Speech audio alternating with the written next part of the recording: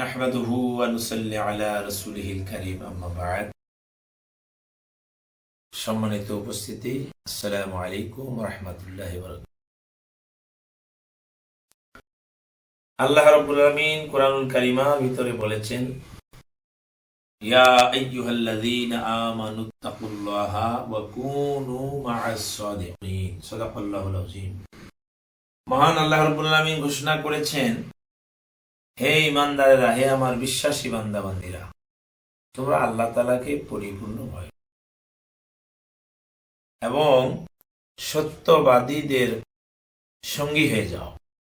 এই আয়াত থেকে মুফাসসিরিনে কেরাম এর ব্যাখ্যা করেছেন যে আল্লাহ তাআলা নিজেই ঘোষণা দিয়েছেন, তোমরা সত্যবাদীদের সঙ্গী হও। অর্থাৎ সালিহিন, আবেদিন, কোরআন শরীফের ভাষা আল্লাহ তাআলা ঘোষণা করেছেন এবং এর তাফসিরে এসেছে হক্কানি পীর মাশায়েখের সঙ্গী হয়ে যাও।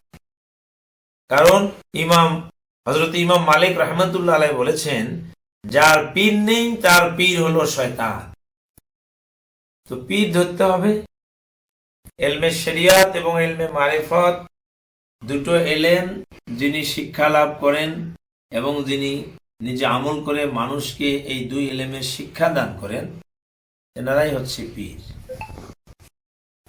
এবং সেই হক্কানি পীরের হাতে পুরুষদের বায়াত হতে হবে এবং মহিলা মানুষ যদি বায়াত হতে চান, সেটা পর্দার ভিতর থেকে, পর্দার আড়াল থেকে বা স্বামীর মাধ্যমে সেই পীরের কথাগুলো শুনে শিখে আমল করা।